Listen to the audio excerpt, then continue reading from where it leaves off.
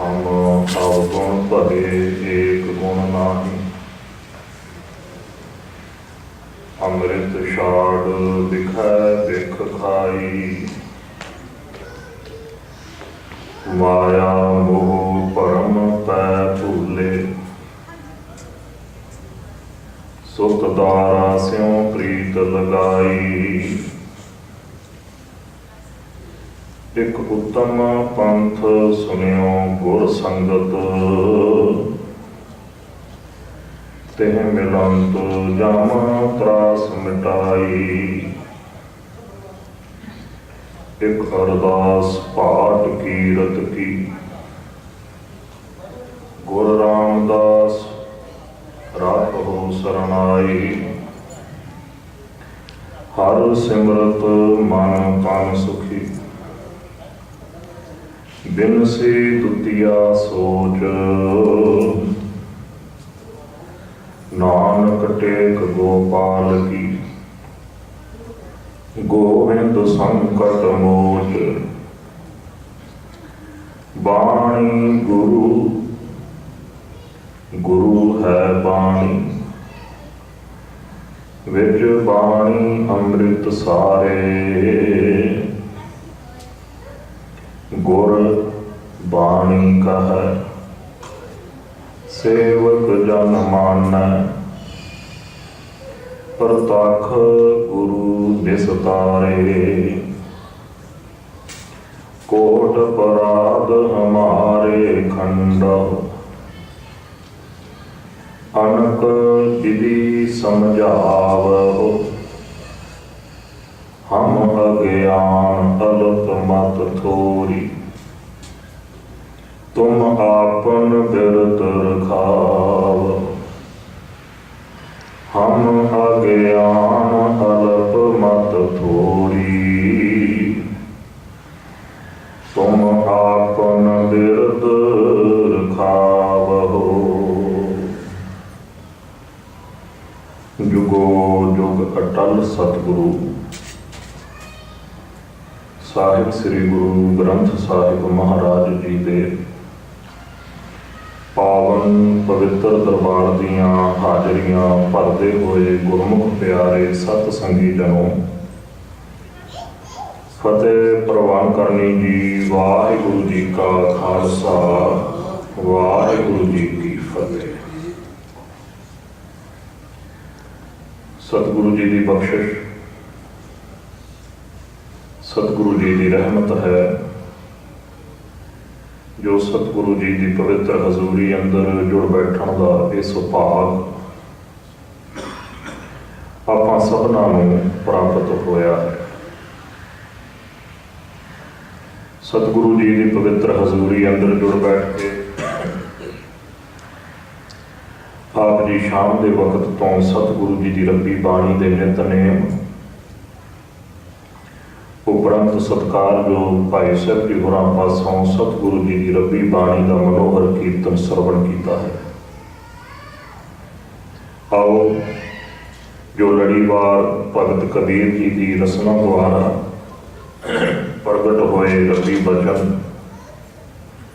श्लोक भगत कबीर जीओ के उन्हां दी विचार चल रही है। सतगुरु जी बख्शिश करन, अरदास करिए सतगुरु जी विच आप वरत के इस रब्बी बाणी की विचार दे नाल साडी सांझ पवा लें। गुरमुखो 28 श्लोकां की विचार हुण तक आपां सांझी कर चुके हैं। इस तो अगला श्लोक है कबीर मरता मरता जग मुआ। मर भी न जानिया कोय। ऐसे मरने जो मरै बहुर ना मरना होया। इस श्लोक के अर्थ समझण दे लई इस तो पहला श्लोक सानू पहले दोनों श्लोक थोड़े जे ध्यान च लियाने पैण। 26वां श्लोक सी कबीर एह तन जाएगा। सको तां लेहो बहोर। नांगे पांव दे गए जिनके लाख करोड़। ये शरीर नाशवान है, मोड़ सकता है, रोक सकता है, जान तो ते रोक ले, भाव नहीं रोकया जाना। दीन नूं गवा के दुनिया के मोह दे विच ही खचत होया पिया है। कदे गौर दे नाल समझना, जिहड़े दीन नूं गवा चुके सी, जीवन का मकसद भुल गए सी, केवल दुनिया के मोह के पदार्थों के विच ही जीवन खचत कर गए। हशर उन्हां दा की होया, नांगे पांवों ते गए जिनके लाख करोड़ भाव खाली। संसार की दौलत शरीर के जान दे नाल खत्म, साथ खत्म। दीन की दौलत कमाई ही नहीं, धर्म कमाया ही नहीं, तो उधरों भी कंगाल, खाली हथ, कुछ भी पल्ले ना पिया। नांगे पाँव दर्द, नंगे पैरी भाव कुछ भी कोल ना हो। दुनिया इत्थे रह गई, शरीर नाश हो गए, दीन जिहड़ा सी वो गवा लिया पहला ही, पल्ले कुछ भी ना रख पिया। मनुखा जीवन की बाजी हार गए। अगले श्लोक में बड़ा प्यारा फिर सिद्धांत समझाया कि समझ आ गई कि दुनिया का मोह, दुनिया के पदार्थ जो कुछ भी बाहरी है, इस शरीर तक सीमित है, इस तो अगे नाल नहीं। अगे फिर खाली हाथ जाना पिया। भगत कबीर जी कहते इस गल की हुण समझ आ गई, पता लग गया कबीर यह तन जाएगा, इन्हें जाना है। सवाल खड़ा होया, कबने मार्ग लाए, फिर किहड़े रस्ते पे तुरिए, किहड़ा मार्ग अपनाइए, किहड़े रस्ते ते चलिए। दीन ते साडे कोल होवे, जीवन का मकसद ते पूरा कर लईए, कंगालां वाली हालत विच ते ना जाइए। भगत कबीर जी ने इस श्लोक के अगली पंक्ति में बड़े कमाल का निर्णय करके समझाया। भगत जी कहने लगे जे रस्ते की गल है ना, फिर सुन, कह संगत कर साधकी, कह हर के गुण गाए। एक ते गुरु की संगत कर, गुरु नाल जुड़। गुरु दसेगा जीवन का मार्ग की है। रबी वचन पढ़ते हैं ना, गुर सिख मीत चलो हो गुर चाली, जो गुर कहे सोई फल मनो। गुरु की चाल की है, गुरु का मार्ग की है, जो गुरु कह रहे सत करके पढ़ा करके मन ले। मैं कई बार सोचदा, गुरबाणी सतगुरु सच्चे पातशाह जी ने रब्बी हुक्म बख्शे सी, उस रब्बी हुक्म के कोल होने के बावजूद भी खाली दे खाली। थोड़ी जी विचार गुरबाणी को समझने की आप कर लीए ताकि श्लोकां के अर्थ साड़ी पकड़ जा जाए। गुरबाणी का जिक्र करते हैं, धन धन गुरु अर्जन साहब सच्चे पातशाह जी ने एक बड़ा प्यारा वचन बख्शा है। सतगुरु गुरु अर्जन साहब जी बख्शिश करते हैं, हमारी प्यारी अमृत धारी, गुर निमख ना मन ते टारी ले। गुरु साहब जी बख्शिश करते हैं कि रब्बी बाणी आत्मक जीवन देने वाली अमृत धारी है, जिहदे विच अमृत है। एक एक वचन में अमृत है, एक एक शब्द में अमृत है, एक एक वचन विचों जीवन मिलता है। साडा दुखांत है, मैं पहले इसलिए बेनती की सी, इन्ना लासानी खजाना होने के बावजूद असीं समझ नहीं सके। क्यों? क्योंकि असीं अज्ञानता के वस रह गए। असीं तो सगों कह दिता, जे किसी को समझ आ गई, किसी ने कुछ पढ़िया है, विचारे कि जी सिक्खी के विच विद्वता को कोई थां नहीं है, ये तो पढ़े लिखे लोग जिहड़े एवें हुंदे ने। एक एक वचन च अमृत है। नहीं सी असीं समझिया, नहीं सी ज्ञान। एक एक वचन दे विचों लालच लभण की कोशिश की, एक एक वचन विचों अपनी हवश की पूर्ति करने की कोशिश की, एक एक वचन दे विचों स्वार्थ पूरा करने की कोशिश की। जिहड़े वचन विच अमृत है, उस वचन विच मैं बेनती करा, लालच का जहर हो ही नहीं सकता। कदे असीं सुरत विच झाक मार के देखिए कि असीं ते लालच का जहर ही लभदे हैं। अमृत के कुंभ के विचों जहर मिल जाएगा? कदे नहीं मिल सकता। कोई मानसरोवर के किनारे ते बैठा शामा पै जा कुंडी ला के बैठा रहे तो मच्छी फड़नी नहीं फड़ सकता, डड्डी फड़नी नहीं फड़ सकता। उत्थे डड्डी मच्छी है ही नहीं। असी गुरु ग्रंथ साहिब महाराज जी के रब्बी वचन जिन्हां दे विच अमृत है, जिथों जीवन मिलता है, उथों आत्मक जीवन की मौत लभदे हैं। बरीकी नाल अर्थ समझना पहला जो मैं कह रहा, भाव बरीकी नाल समझो, दुखांत कैसा जिहड़े अमृत वचनां विचों जीवन मिलता है, आत्मक जीवन, उन्हां वचनां विचों आत्मक मौत लभ रहे हैं। लालच, तृष्णा, साडे अंदर दियां वासनावां दी पूर्ति। भाई साहब जी कोई शब्द दसो मेरा पति वस जा जाए, कोई शब्द दसो मेरी नौं वस जा जाए। सस पुछेगी भाई साहब कोई ऐसा शब्द दसो मेरी जी सस है ना मेरे इशारियां से नचे। की आत्मक जीवन की मौत। जेड़े रब्बी वचनां दे विचों जीवन मिलता है, उथों मौत लभण है। मौत कदे मिल नहीं सकती। मौत मिलेगी तो विकारां दी मिलेगी, साडी वासनावां दी मिलेगी, साडी अंधविश्वास की मौत मिलेगी। वो असीं कबूलण को तैयार नहीं। ये दुखांत है साडा। साडी हालत तो बन गई हाथ दीप कुएं भरे। गुरु अर्जन साहब की बख्शिश करते रब्बी बाणी हमारी प्यारी, ये बड़ी प्यारी है, सानू बड़ी मिठी लगती है, बहुत प्यार वाली है साडे। एक एक वचन नाल मेरा बड़ा प्यार है, एक एक वचन मिठा लगता है। क्यों? क्योंकि अमृत धारी एक एक वचन दे विच अमृत है, एक एक शब्द दे विच अमृत है, एक एक शब्द जीवन देता है। गुर निमख ना मन ते टारी रे। गुरु जी बख्शिश करते हैं शिन शिन मात्र समय लिए भी इनू मन तो पासे नहीं किया, नहीं करना। अगली पंक्ति च बड़ा कमाल का एक सिद्धांत दृढ़ कराया, दर्शन परसन सरसन हरसन रंग रंगी करतारी। इस गुरबाणी के दर्शन परसने ने। हुण दर्शन परसन का भाव की होया, इत्थों का तो खैर मैनूं पता नहीं, मैं पिंडां थावां दे विच पंजाब च देखिया है। भाई साहब जी थोड़ा जिहा माला चुके हो दर्शन कर लिए, गुरु ग्रंथ साहिब जी के दर्शन कर लिए। दर्शन परसन की है। सतगुरु जी कृपा करन, कई ऐसे लोग भी है ने भरमा च पाउण वाले, वो कोशिश करके साडा मत्था गुरु ग्रंथ साहिब जी के अंगां नूं लगे। कुछ इधर क्यों दर्शन परसने ने, परसां दे तां ना जी उत्थे नाल शोभा की भरम ऐसा बना पिया। दर्शन परसन गुरु बाबे का एक एक वचन है, रब्बी बाणी का एक एक अमृतमय वचन सुरत ने देखना है, सुरत ने देखना है।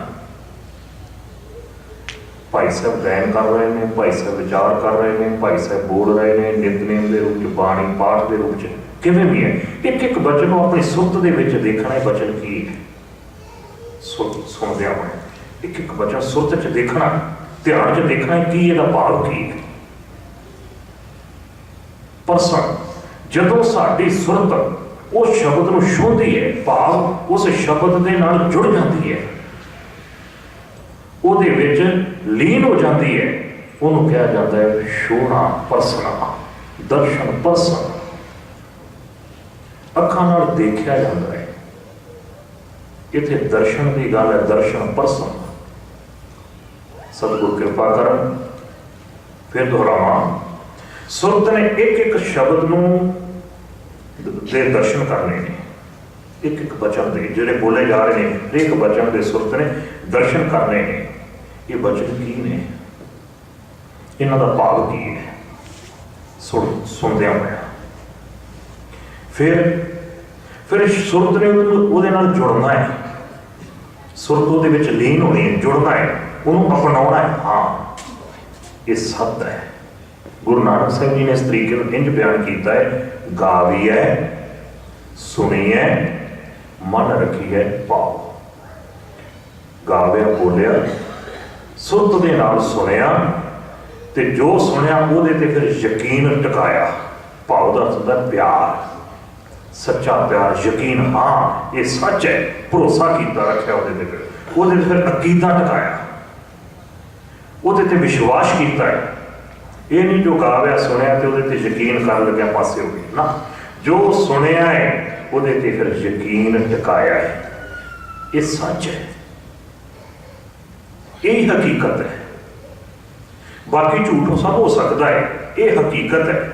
ਮੈਂ ਵੀ ਬੇਨਤੀ ਕੀਤੀ ਸੀ, ਮੇਰੀ ਕੋਸ਼ਿਸ਼ ਹੁੰਦੀ ਹੈ ਜਿੱਥੇ ਮੇਰੀ ਸਟੱਡੀ, ਮੇਰੀ ਖੋਜ, ਜੋ ਕੁਛ ਮੈਂ ਸਿੱਖਿਆ ਪੜ੍ਹਿਆ ਹੈ, ਕਿਤੇ ਮੈਨੂੰ ਲੱਗਦਾ ਹੈ ਨਾ ਕਿ ਮੇਰੀ ਉਹ ਗੁਰਬਾਣੀ ਦੀ ਕਿਸੇ ਪੰਕਤੀ ਨਾਲ ਟਕਰਾਅ ਹੋ ਰਿਹਾ ਉਸ ਵਿਚਾਰ ਦਾ, ਮੈਂ ਦੇਖਦਾ ਹਾਂ, ਕਈ ਵਾਰ ਮਹਿਸੂਸ ਕਰਦਾ, ਮੇਰੀ ਕੋਸ਼ਿਸ਼ ਹੁੰਦੀ ਮੈਂ ਆਪਣੇ ਉਸ ਸੋਚ ਨੂੰ ਛੱਡ ਦਿਆਂ।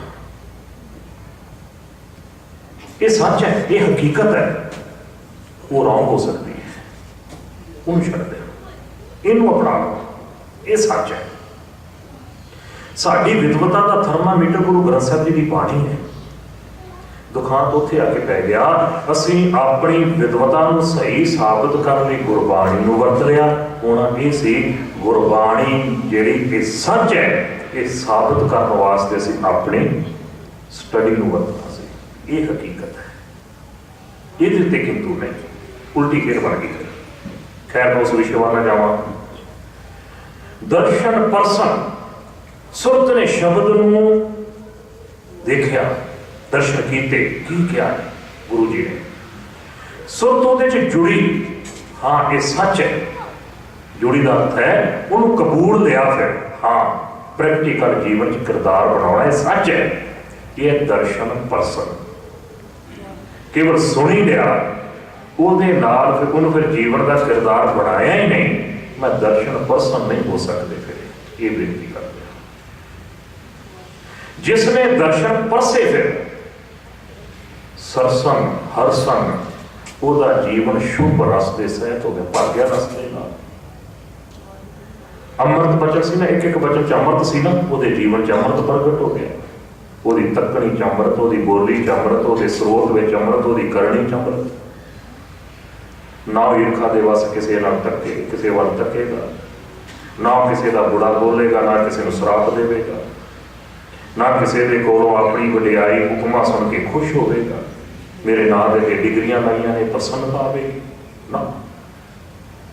ਉਹਦੀ ਤੱਕਣੀ 'ਚ ਵੀ ਅੰਮ੍ਰਿਤ, ਉਹਦੀ ਬੋਲੀ 'ਚ ਅੰਮ੍ਰਿਤ, ਉਹਦੇ ਸਰੋਤ 'ਚ ਅੰਮ੍ਰਿਤ, ਉਹਦੀ ਕਰਨੀ 'ਚ ਅੰਮ੍ਰਿਤ,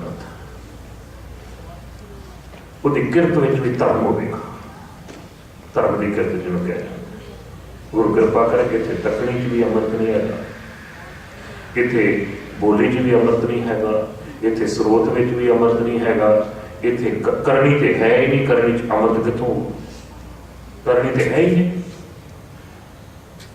ਪ੍ਰਸ਼ਾਦੇ ਤੇ ਵਿਹਲਿਆਂ ਖਾਣੇ, ਦੂਸਰਿਆਂ ਦੀ ਕਰਨੀ ਦੇ ਉੱਤੇ ਪਲਣਾ। ਜੋ ਕਰਨੀ ਆਪਣੀ ਹੈ ਨਹੀਂ, ਅੰਮ੍ਰਿਤ ਕਰਨੀ ਕਿੱਥੋਂ ਆ ਗਈ?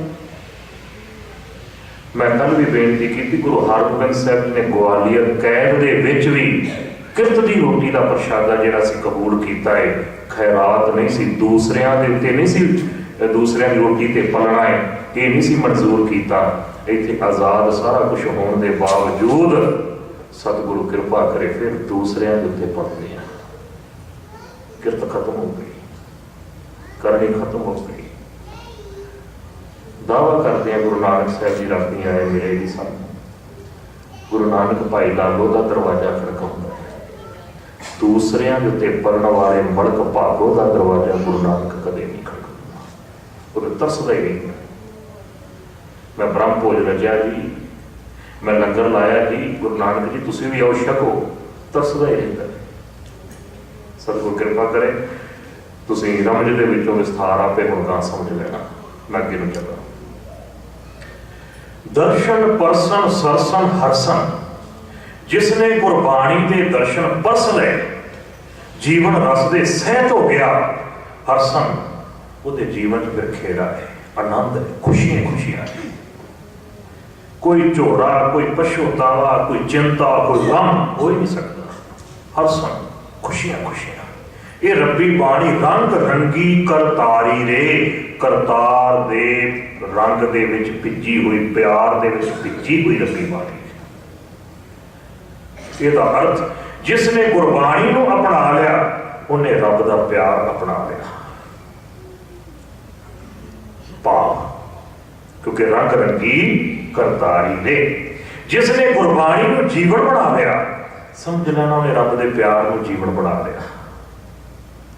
तो जिन्हें रब के प्यार नूं जीवन बना लिया, मैं सतगुरु जी बख्शिश रहमत कृपा करन बेनती करा, ਉਹਦੇ वर्गा महान ही कोई नहीं, ਉਹਦੇ तो उत्तम होर कोई हो ही नहीं सकता। सतगुरु जी बख्शिश कर किते नुकता साडी समझ आ जाए। इसलिए गुरसिख नूं धन कहा है जिन्हें गुरु की सिक्ख्या नूं अपना लिया, रब के प्यार नूं अपना लिया जीवन विच।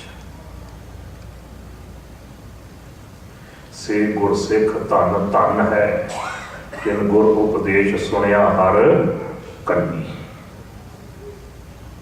रब का उपदेश कन्ना नाल जिन्हें सुन लिया है, अपना लिया, उन्होंने धन है, महान है। धन धन धन सो गुरसिख कहिए जे सतगुर चरणी जाए पया। ते सतगुरु के चरण की है? हृदय चरण शब्द सतगुर को।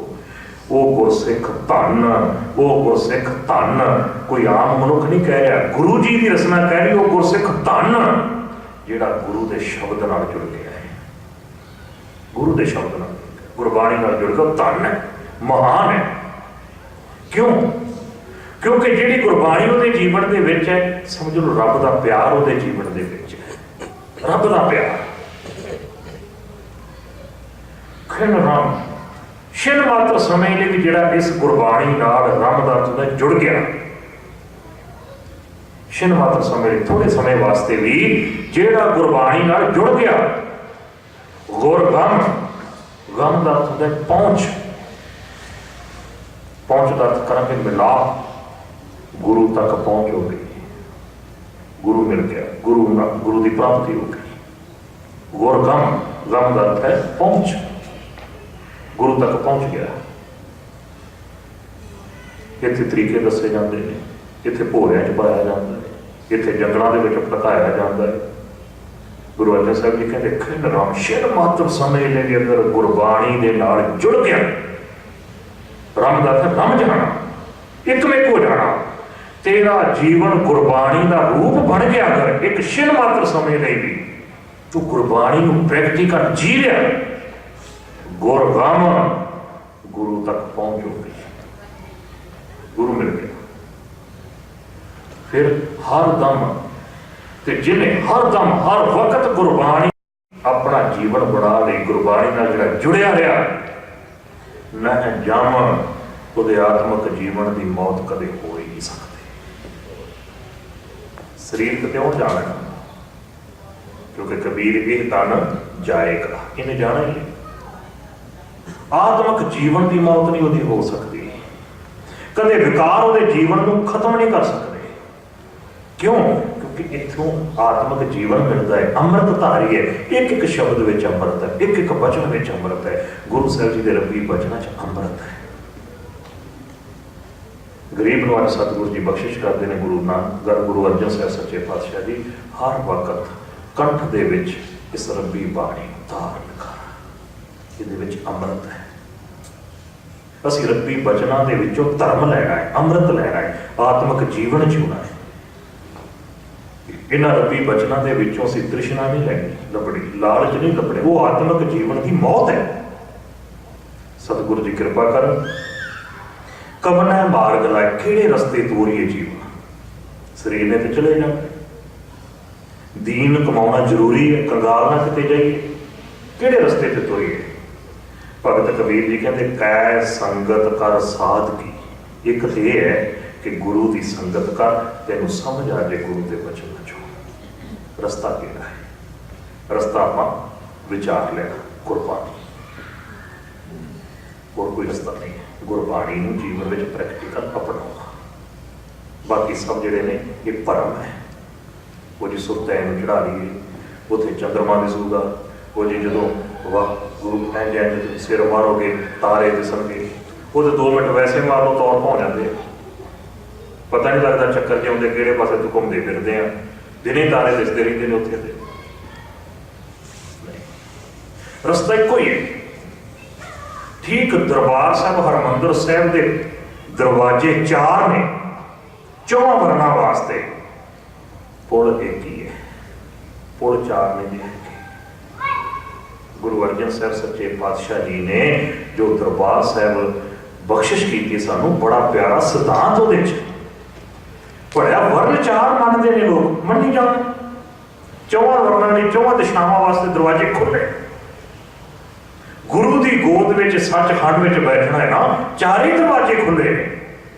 पुल एक है, पुल 4 नहीं है। तुसीं दरबार साहब जाते हो 4 पुल है भला, पुल एक ही है ना, सिद्धांत एक है। गुरु कृपा करे कि सिख को इस गल की समझ आ जाए। सिख कदे जोगियां के तरीकों पिछे दौड़िया फिरदा है, कभी किसी होर के तरीकों पिछे दौड़िया फिरदा, कभी किसी होर के तरीकों पिछे दौड़िया। गुरु का मार्ग भुल गया।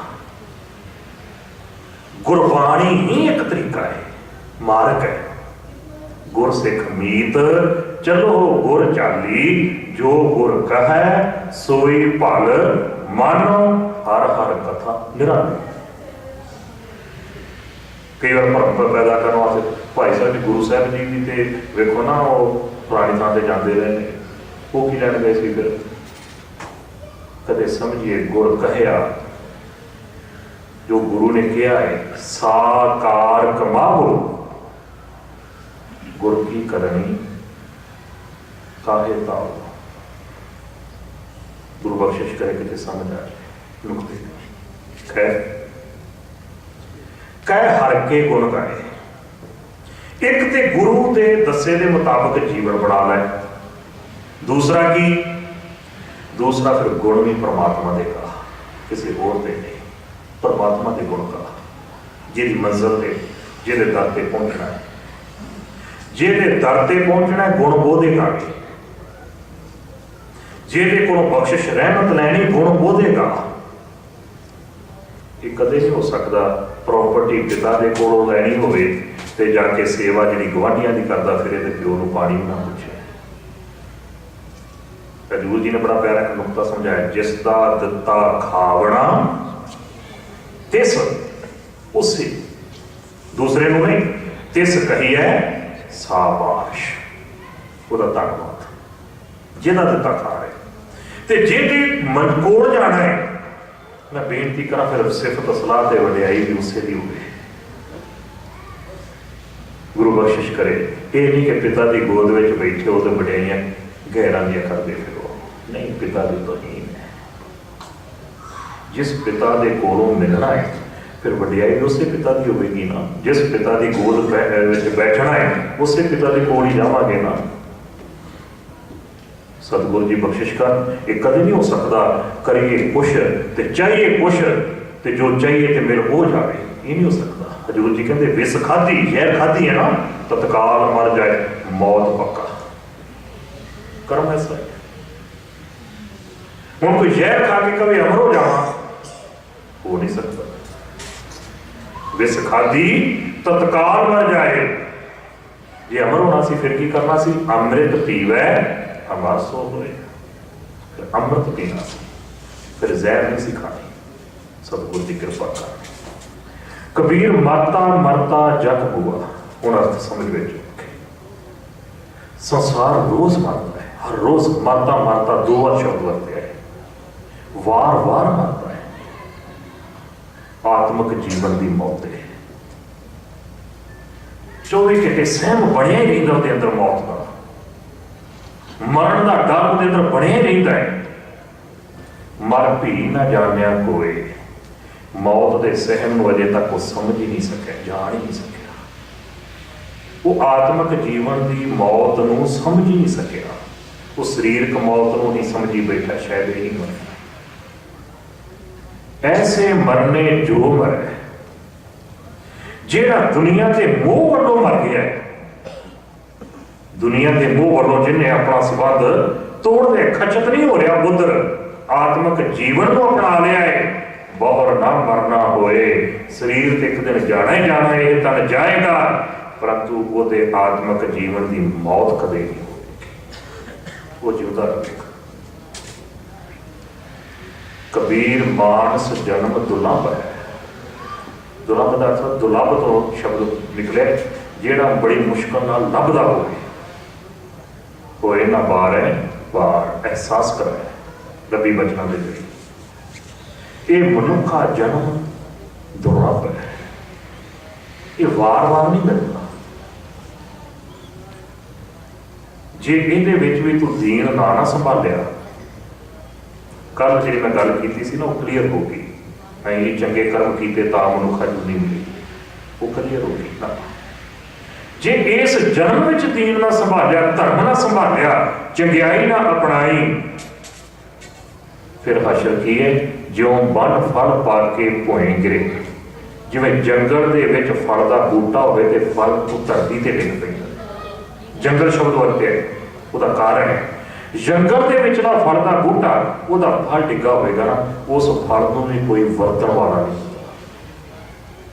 ਜੰਗਲ ਵਿੱਚ ਕੋਈ ਵਿਅਕਤੀ ਹੋਊ ਤੇ ਵਰਤੂ। ਜੰਗਲ ਦੇ ਵਿੱਚ ਤੇ ਜਾਨਵਰ ਨੇ, ਜਾਨਵਰਾਂ ਨੂੰ ਕੀ ਪਤਾ ਅੰਬ ਦਾ ਕੀ ਰਸ ਹੁੰਦਾ ਹੈ। ਬਾਹਰ ਦਾ ਬੂਟਾ ਕਿਉਂ ਨਹੀਂ ਵਰਤਿਆ? ਕਈ ਵਾਰ ਫਲ ਥੱਲੇ ਡਿੱਗੇ ਹੁੰਦੇ ਨੇ, ਬੱਚੇ ਉਠਾ ਕੇ ਫਿਰ ਵੀ ਵਰਤ ਲੈਂਦੇ ਨੇ, ਖਾ ਲੈਂਦੇ ਨੇ, ਫਿਰ ਵੀ ਕਿਤੇ ਨਾ ਕਿਤੇ ਥਾਂ ਪੈ ਜਾਂਦਾ ਹੈ। ਜੰਗਲ ਦੇ ਫਲ ਦੇ ਬੂਟੇ ਨਾਲੋਂ ਟੁੱਟਾ ਹੋਇਆ ਫਲ ਕਦੇ ਕਿਸੇ ਅਰਥ ਵਿੱਚ ਨਹੀਂ ਹੁੰਦਾ, ਉਹ ਉੱਥੇ ਹੀ ਕਰ ਸੜ ਜਾਂਦਾ ਹੈ ਕਿਸੇ ਕੰਮ। ਇਸ ਲਈ ਬਨ ਸ਼ਬਦ ਵਰਤਿਆ, ਜਿਉਂ ਬਨ ਫਲ ਪਾ ਕੇ ਭੋਏ ਗਿਰੇ। ਜਿਵੇਂ ਜੰਗਲ ਦੇ ਵਿਚਲੇ ਫਲ ਦੇ ਬੂਟੇ ਦਾ ਫਲ ਧਰਤੀ ਤੇ ਡਿੱਗਦਾ ਹੈ, ਬਹੁਰ ਨਾ ਲਾਗੇ ਡਾਰ, ਕਦੇ ਦੁਬਾਰਾ ਨਹੀਂ ਡਾਲੀ ਨਾਲ ਲੱਗ ਸਕਦਾ। ਇਸੇ ਤਰ੍ਹਾਂ ਜਿਹੜਾ ਦੀਨ ਤੋਂ ਡਿੱਗ ਪਿਆ, ਧਰਮ ਤੋਂ ਡਿੱਗ ਪਿਆ, ਜਿਹਦਾ ਈਮਾਨ ਖਤਮ ਹੋ ਗਿਆ ਜੀਵਨ ਦਾ, ਯਾਦ ਰੱਖਿਓ ਕਦੇ ਦੁਬਾਰਾ ਫਿਰ ਆਤਮਿਕ ਜੀਵਨ ਜੀ ਨਹੀਂ ਸਕਦਾ। ਸਰੀਰਕ ਮੌਤ ਹੈ। ਸਤਿਗੁਰੂ ਜੀ ਕਿਰਪਾ ਕਰਨ, ਦਿੱਤਾ ਸਮਾਂ ਸਮਾਪਤ। ਵਾਹਿਗੁਰੂ ਇੱਕ ਦੋ ਸ਼ਲੋਕਾਂ ਦੀ ਹੋਰ ਵਿਚਾਰ ਕਰ ਲਈਏ। ਕਬੀਰ ਮਾਨਸ ਜਨਮ ਦੁਰਲਭ ਹੈ, ਹੋਏ ਨਾ ਬਾਰ ਹੈ ਬਾਰ। ਜਿਉਂ ਬਨ ਫਲ ਪਾ ਕੇ ਭੋਏ ਗਿਰੇ, ਬਹੁਰ ਨਾ ਲਾਗੇ ਡਾਰ। ਕਬੀਰਾ ਤੂੰ ਹੀ ਕਬੀਰ, ਤੂੰ ਤੇਰੋ ਨਾਮ ਕਬੀਰ। ਇੱਥੇ ਕਬੀਰ ਸ਼ਬਦ ਦੇ ਵਿੱਚ ਜੋ ਲੇਖਣੀ ਹੈ ਨਾ, ਉਹਦੇ ਥੋੜਾ ਜਿਹਾ ਫਰਕ ਹੈ। ਬਾਕੀ ਜਿੰਨਾ ਵੀ ਕਬੀਰ ਸ਼ਬਦ ਸ਼ਲੋਕਾਂ ਦੀ ਰੰਗਤਾ ਚ ਆਇਆ ਹੋਵੇਗਾ ਨਾ, ਉਹਦਾ ਰਾਰਾ ਮੁਕਤਾ ਹੈ, ਇਹਦੇ ਰਾਰੇ ਦੇ ਥੱਲੇ ਔਂਕੜ ਹੈ। ਕਬੀਰਾ ਤੂੰ ਹੀ ਕਬੀਰ, ਤੂੰ ਤੇਰੋ ਨਾਮ ਕਬੀਰ। ਇੱਥੇ ਕਬੀਰ ਦਾ ਅਰਥ ਹੈ ਸਭ ਤੋਂ ਵੱਡਾ, ਸਭ ਤੋਂ ਵੱਡਾ। ਇਹ ਪ੍ਰਮਾਤਮਾ ਤੋਂ ਸਭ ਤੋਂ ਵੱਡਾ ਹੈ, ਤੇਰੇ ਤੋਂ ਉੱਪਰ ਕੋਈ ਨਹੀਂ, ਤੂੰ ਸਭ ਤੋਂ ਵੱਡਾ ਹੈ, ਸਭ ਤੋਂ ਸ਼੍ਰੋਮਣੀ, ਸ਼੍ਰੇਸ਼ਟ ਹੈ, ਉੱਤਮ ਹੈ। ਤੇਰੋ ਨਾਮ ਕਬੀਰ, ਤੇਰਾ ਨਾਮ, ਤੇਰਾ ਹੁਕਮ ਵੀ ਸਭ ਤੋਂ ਵੱਡਾ ਹੈ। ਨਾਮ ਦਾ ਅਰਥ ਹੈ ਰੱਬੀ ਹੁਕਮ। ਤਾਂ ਆਪਾਂ ਬੱਚ ਪੜ੍ਹਦੇ ਹਾਂ, ਰੱਬੀ ਸਤ ਸੰਗਤ ਕੈਸੀ ਜਾਣੀਏ, ਜਿੱਥੈ ਇੱਕੋ ਨਾਮ ਵਖਾਣੀਏ, ਇੱਕੋ ਨਾਮ ਹੁਕਮ ਹੈ। ਨਾਮ ਦਾ ਅਰਥ ਨਿਆਮ ਹੀ ਕੀਤਾ ਹੈ ਗੁਰਬਾਣੀ 'ਚ। ਨਿਆਮ, ਨਿਯਮ, ਫੈਸਲਾ, ਅਰਥ ਫਿਰ ਉਹੀ ਬਣ ਗਿਆ ਹੁਕਮ। ਜਿਹੜਾ ਜੱਜ ਦਾ ਹੁਕਮ ਉਹਨੂੰ ਫੈਸਲਾ ਕਿਹਾ ਜਾਂਦਾ ਹੈ, ਨਿਆਂ ਕਿਹਾ ਜਾਂਦਾ ਹੈ। ਖੈਰ, ਇਹ ਪ੍ਰਮਾਤਮਾ ਤੋਂ ਸਭ ਤੋਂ ਵੱਡਾ ਹੈ, ਤੇਰਾ ਹੁਕਮ ਵੀ ਸਭ ਤੋਂ ਵੱਡਾ ਹੈ। ਤੇਰੇ ਹੁਕਮ ਦੇ ਤੁਲ ਕੋਈ ਦੂਸਰਾ ਹੋਰ ਨਹੀਂ। ਹੁਣ ਨੁਕਤਾ ਸਮਝਿਓ, ਜਿਹਦਾ ਹੁਕਮ ਸਭ ਤੋਂ ਵੱਡਾ ਹੋਵੇ ਨਾ, ਉਹਦੇ ਹੁਕਮ ਨੂੰ ਕਦੇ ਕੋਈ ਕੱਟ ਨਹੀਂ ਸਕਦਾ। ਤੈਅ। ਦੇਸ਼ ਦਾ ਸਭ ਤੋਂ ਵੱਡਾ ਰਾਸ਼ਟਰਪਤੀ ਹੁੰਦਾ ਹੈ। ਰਾਸ਼ਟਰਪਤੀ ਥੱਲੇ ਦੀਆਂ ਅਦਾਲਤਾਂ ਦੇ ਹੁਕਮ ਨੂੰ ਕੱਟ ਦਿੰਦਾ ਹੈ, ਉਹਦੇ ਕੋਲ ਅਧਿਕਾਰ ਹੈ। ਰਾਸ਼ਟਰਪਤੀ ਦਾ ਹੁਕਮ ਕੋਈ ਅਦਾਲਤ ਨਹੀਂ ਜੇ ਚੈਲੰਜ ਕਰ ਸਕਦੀ। ਕਿਉਂ? ਰਾਸ਼ਟਰਪਤੀ ਦੇਸ਼ ਦਾ ਰਾਜਾ ਹੈ, ਸਭ ਤੋਂ ਵੱਡਾ ਹੈ। ਉਹਦੇ ਹੁਕਮ ਨੂੰ ਕਦੇ ਨਹੀਂ ਕੋਈ ਬਦਲ ਸਕਦਾ। ਰਾਸ਼ਟਰਪਤੀ ਕੋਲ ਦੁਬਾਰਾ ਵਿਚਾਰ ਦੇ ਲਈ ਐਪਲੀਕੇਸ਼ਨ ਦਾਇਰ ਹੋ ਸਕਦੀ ਹੈ, ਮੁੜ ਵਿਚਾਰ ਕੀਤੀ ਜਾਵੇ। पर ਉਹਦੇ ਹੁਕਮ ਨੂੰ ਕੋਈ ਬਦਲ ਨਹੀਂ ਸਕਦਾ, ਕਿਸੇ ਕੋਲ ਅਥਾਰਟੀ ਨਹੀਂ। ਭਗਤ ਕਬੀਰ ਜੀ ਅੱਜ ਦੇ ਜਿਹੜਾ ਸ਼ਲੋਕ ਹੈ ਬੜਾ ਪਿਆਰਾ ਸਿਧਾਂਤ ਸਮਝਾ ਰਹੇ ਨੇ। ਇਹ ਪਰਮਾਤਮਾ ਤੂੰ ਸਭ ਤੋਂ ਵੱਡਾ ਹੈ, ਤੇਰਾ ਹੁਕਮ ਵੀ ਸਭ ਤੋਂ ਵੱਡਾ ਹੈ। ਮੈਂ ਕਈ ਵਾਰ ਸੋਚਦਾ ਫਿਰ ਉਹ ਲੋਕ ਉਹਨਾਂ ਨੂੰ ਕੀ ਬਣੀਏ ਜਿਹੜੇ ਪਰਮਾਤਮਾ ਦੇ ਹੁਕਮ ਨੂੰ ਬਦਲਣ ਦੀ ਕੋਸ਼ਿਸ਼ ਕਰਦੇ ਨੇ। ਪਰਮਾਤਮਾ ਦਾ ਹੁਕਮ ਸਭ ਤੋਂ ਵੱਡਾ, ਉਹ ਤਾਂ ਬਦਲ ਹੀ ਨਹੀਂ ਸਕਦਾ। ਬਦਲਣ ਦੀ ਕੋਸ਼ਿਸ਼ ਕਿਹੜੇ ਕਰਦੇ ਨੇ? ਜਿਹੜੇ ਕਹਿੰਦੇ ਨੇ ਹਾਂ ਹੁਣ ਤੱਕ ਧੀਆਂ ਹੋਈਆਂ ਨੇ, ਐਤਕੀ ਧੀ ਨਹੀਂ ਪੁੱਤਰ ਅਸੀਂ ਦੇ ਦਿੰਦੇ ਹਾਂ। ਪਰਮਾਤਮਾ ਦਾ ਹੁਕਮ ਬਦਲਣਾ ਹੀ ਹੈ ਨਾ। ਫਿਰ ਪਰਮਾਤਮਾ ਦਾ ਹੁਕਮ ਹੈ ਸਭਨਾ ਜੀਆਂ ਦਾ ਇੱਕ ਦਾਤਾ। ਕੋਈ ਦੂਸਰਾ ਦਾਤਾ ਬਣੇਗਾ ਕੀ ਹੈ? ਪਰਮਾਤਮਾ ਦਾ ਹੁਕਮ ਬਦਲ ਦੇ। ਪਰਮਾਤਮਾ ਦੇ ਹੁਕਮ ਨੂੰ ਬਦਲ ਰਿਹਾ ਹੈ, ਪਰਮਾਤਮਾ ਦੇ ਹੁਕਮ ਦੇ ਨੂੰ ਚੈਲੰਜ ਕਰ ਰਹੇ ਹੈ। ਸਭ ਤੋਂ ਵੱਡਾ ਤੇ ਪਰਮਾਤਮਾ ਹੈ, ਸਭ ਤੋਂ ਵੱਡਾ ਤੇ ਉਹਦਾ ਹੁਕਮ ਹੈ। ਫਿਰ ਉਹਦੇ ਹੁਕਮ ਨੂੰ ਚੈਲੰਜ ਕਰਨ ਵਾਲਾ ਕੌਣ ਹੋਏਗਾ? ਉਹਦੇ ਹੁਕਮ ਨੂੰ ਚੈਲੰਜ ਕਰਨ ਵਾਲਾ ਕਿਸੇ ਦੂਸਰੇ ਦੇਸ਼ ਦਾ ਰਾਜਾ ਹੋ ਸਕਦਾ ਹੈ, ਦੂਸਰੇ ਦੇਸ਼ ਦਾ ਰਾਜਾ। ਉਹ ਕੌਣ ਹੈ? ਉਹ ਦੁਸ਼ਮਣ, ਉਹ ਸ਼ਰੀਕ, ਉਹ ਦੁਸ਼ਮਣ। ਉਹ ਇਸ ਦੇਸ਼ ਦਾ ਵਸਨੀਕ ਨਹੀਂ ਹੈ। ਫਿਰ ਉਹ ਇਸ ਦੇਸ਼ ਦੇ ਰਾਜੇ ਨੂੰ ਮੰਨਦਾ ਨਹੀਂ ਹੈ। ਫਿਰ ਇਹਦਾ ਮਤਲਬ ਜਿਹੜੇ ਪਰਮਾਤਮਾ ਦੀ ਰਜ਼ਾ 'ਚ ਦਖਲ ਦਿੰਦੇ ਨੇ, ਪਰਮਾਤਮਾ ਦੇ ਭਾਣੇ ਵਿੱਚ ਦਖਲ ਦਿੰਦੇ ਨੇ, ਉਹ ਪਰਮਾਤਮਾ ਦੇ ਸ਼ਰੀਕ ਹੋ ਸਕਦੇ ਨੇ, ਪਰਮਾਤਮਾ ਦੀ ਕੀਤੀ ਦੇ ਵਿਰੋਧੀ ਹੋ ਸਕਦੇ ਨੇ, ਉਹ ਪਰਮਾਤਮਾ ਦੇ ਪਿਆਰੇ ਨਹੀਂ ਹੋ ਸਕਦੇ। ਭਗਤ ਕਬੀਰ ਜੀ ਦੇ ਰੱਬੀ ਬਚਨ ਹੈ। ਇਹ ਰੱਬੀ ਬਚਨ, ਇੱਕ ਇੱਕ ਬਚਨ 'ਚ ਅੰਮ੍ਰਿਤ ਹੈ, ਇੱਕ ਇੱਕ ਬਚਨ ਸੱਚ ਹੈ, ਇੱਕ ਇੱਕ ਬਚਨ ਵਿੱਚੋਂ ਜੀਵਨ ਮਿਲਦਾ ਹੈ। ਮੈਂ ਤਾਂ ਹੀ ਬੇਨਤੀ ਕੀਤੀ ਸੀ, ਇੱਕ ਇੱਕ ਬਚਨ ਵਿੱਚੋਂ ਜੀਵਨ ਮਿਲਦਾ ਹੈ। ਸਾਡਾ ਦੁਖਾਂਤ ਅਸੀਂ ਇਹਨਾਂ ਬਚਨਾਂ ਦੇ ਵਿੱਚੋਂ ਆਤਮਿਕ ਜੀਵਨ ਦੀ ਮੌਤ ਲੱਭਦੇ ਫਿਰਦੇ ਹਾਂ। ਇਹ ਸਾਡਾ ਦੁਖਾਂਤ ਹੈ। ਕਿੰਨਾ ਪਿਆਰਾ ਫੈਸਲਾ ਹੈ ਰੱਬ ਜੀ ਦਾ। ਇਹ ਰੱਬ ਜੀ ਦਾ ਫੈਸਲਾ ਹੈ। ਬ੍ਰਹਮ ਵਿਚਾਰ, ਭਗਤ ਕਬੀਰ ਜੀ ਕਹਿੰਦੇ ਨੇ ਬ੍ਰਹਮ ਦੀ ਵਿਚਾਰ, ਰੱਬ ਦੀ ਵਿਚਾਰ। ਰੱਬ ਦੀ ਵਿਚਾਰ ਕੀ ਹੈ? ਸਭ ਤੋਂ ਵੱਡਾ ਰੱਬ ਹੈ ਤੇ ਸਭ ਤੋਂ ਵੱਡਾ ਰੱਬ ਦਾ ਹੁਕਮ ਹੈ। ਉਹਦੇ ਹੁਕਮ ਦੇ ਬਰਾਬਰ ਕਿਸੇ ਹੋਰ ਦਾ ਹੁਕਮ ਨਹੀਂ ਚੱਲਦਾ। ਸਤਿਗੁਰੂ ਬਖਸ਼ਿਸ਼ ਕਰੇ ਆਪਾਂ ਰੱਬੀ ਬਚਨ ਪੜ੍ਹਦੇ ਹੋਏ ਨੇ, ਤੁਧ ਬਿਨ ਦੂਜਾ ਨਾਹੀ ਕੋਇ, ਤੂੰ ਕਰਤਾਰ ਕਰੇ ਸੋ ਹੋਏ। ਉਹੀ ਹੁੰਦਾ ਜੋ ਤੂੰ ਕਰਦਾ। ਤੇਰਾ ਜੋਰ ਤੇਰੀ ਮਨ ਟੇਕ, ਸਦਾ ਸਦਾ ਜਪ ਨਾਨਕ ਏਕ। ਰੱਬੀ ਬਚਨ ਆਪਾਂ ਪੜ੍ਹਦੇ ਹਾਂ। ਤੇਰੀ ਵਡਿਆਈ ਤੂੰ ਹੈ ਜਾਣਦਾ, ਤੁਧ ਜੇਵੜ ਅਵਰ ਨਾ ਕੋਈ। ਤੁਧ ਜੇਵੜ ਹੋਰ ਸ਼ਰੀਕ ਹੋਵੇ, ਇਹ ਮੇਰੇ ਮਾਲਕ, ਤੇਰੇ ਤੁਲ ਕੋਈ ਦੂਸਰਾ ਸ਼ਰੀਕ ਹੋਵੇ ਤਾਂ ਆਖੀਐ, ਤਾਂ ਤੇ ਆਖਾਂ ਕੋਈ ਦੂਸਰਾ ਵੀ ਹੈ। ਤੁਧ ਜੇਵੜ ਤੂੰ ਹੈ ਹੋਈ, ਤੇਰੇ ਤੁਲ ਤੇ ਤੂੰ ਹੀ ਹੈ, ਤੇਰੇ ਬਰਾਬਰ ਤੇ ਤੂੰ ਹੀ ਹੈ, ਤੇਰੇ ਬਰਾਬਰ ਦੂਸਰਾ ਕੋਈ ਹੋਰ ਹੈ ਹੀ ਨਹੀਂ। ਗੁਰੂ ਕਿਰਪਾ ਕਰੇ। ਮੈਂ ਕਈ ਵਾਰ ਸੋਚਦਾ ਫਿਰ ਦੱਸੋ ਉਹਨਾਂ ਦੀ ਬਾਣੀ ਪੜ੍ਹੀ ਸੁਣੀ ਕਿਸ ਅਰਥ ਵਿੱਚ ਰਹਿ ਗਈ ਜਿਨ੍ਹਾਂ ਨੇ ਇੱਕ ਇੱਕ ਅੰਮ੍ਰਿਤ ਬਚਨ ਸੁਣਿਆ, ਇਸ ਇਹਨਾਂ ਬਚਨਾਂ ਚੋਂ ਜੀਵਨ ਨਹੀਂ ਲੈ ਕੇ ਜੀਵਿਆ ਤੇ ਫਿਰ ਜਾ ਕੇ ਸ਼ਰੀਕਾਂ ਦੀ ਚੋਂ ਅੱਗੇ ਨਕਲ ਕਰਦੇ। ਫਿਰ ਕੀ ਗਾਵਿਆ ਤੇ ਕੀ ਸੁਣਿਆ? ਕੀ ਗੁਰੂ ਦੇ ਦਰ ਤੇ ਜਾ ਕੇ ਮੱਥਾ ਟੇਕਿਆ ਤੇ ਸੇਵਾ ਕੀਤੀ ਤੇ ਹਾਜ਼ਰੀ ਲਵਾਈ ਭੁੱਲ ਗਏ? ਗੁਰੂ ਜੀ ਕਹਿੰਦੇ ਨੇ ਸੇਵਕ ਸਿੱਖ ਪੂਜਨ ਸਭ ਆਵਹਿ, ਸਭ ਗਾਵਹਿ ਹਰ ਹਰ ਊਤਮ ਬਾਣੀ।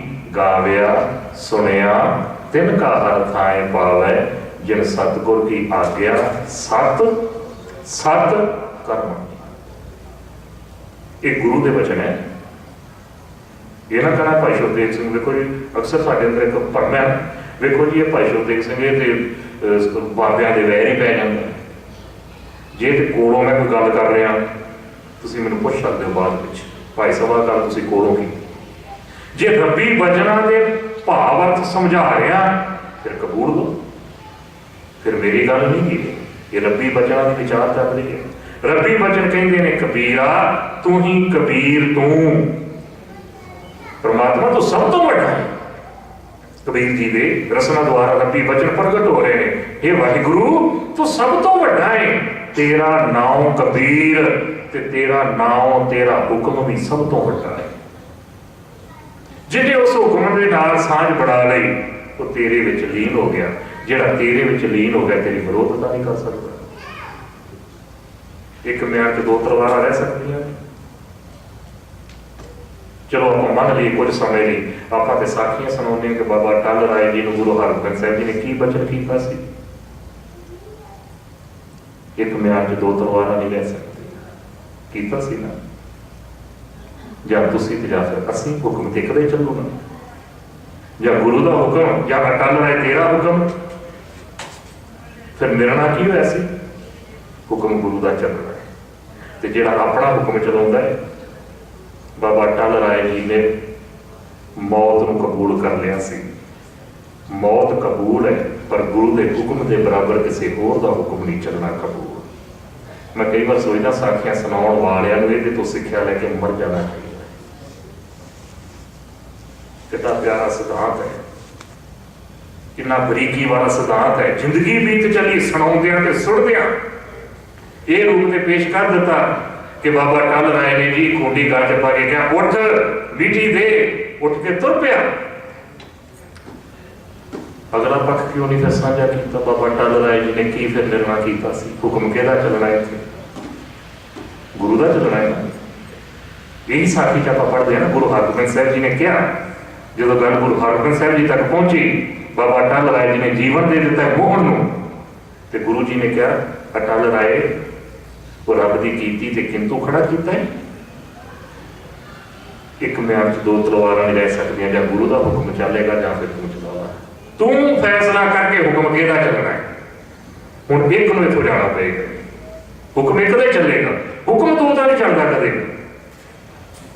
दूसरे की बेनती होती है, दूसरा अरदास कर सकता है, अर्जोई कर सकता है। ये सिद्धांत भी है जी की बिरथा होए सो गुर पै अरदास कर, हुक्म केवल एक दा। बाबा अटल राय जी ने यही कहा सी मेरे सतगुरु हुक्म गुरु का ही चलेगा।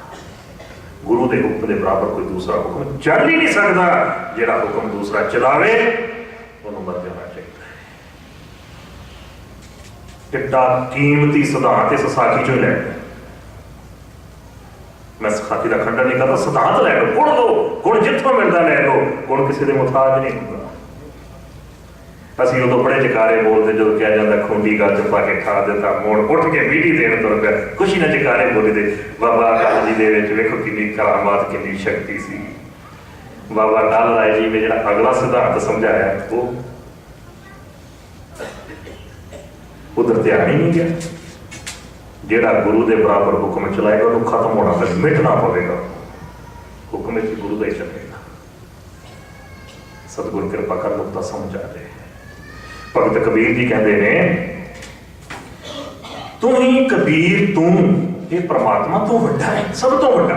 ਕਿਉਂਕਿ ਕਬੀਰ ਦੇ ਰਾਰੇ ਦੇ ਥੱਲੇ ਔਂਕੜ ਸਭ ਤੋਂ ਵੱਡਾ। ਤੇਰਾ ਨਾਮ ਕਬੀਰ, ਤੇਰਾ ਹੁਕਮ ਵੀ ਸਭ ਤੋਂ ਵੱਡਾ। तेरे हुक्म के बराबर कोई दूसरा है ही नहीं। राम रतन तब पाई है जो पहले तजहे शरीर। हुण ये अर्थ आप मरण तो बाद भी मुक्ति के बना दिते, जोड़ दिते उहदे नाल। भगत कबीर जी कहते जी उदों राम रतन मिलता है जदों शरीर जिहड़ा है ये खत्म हो जाएगा, फिर ही मुक्ति मिलती, फिर सच्चखंड च वासा मिलता है।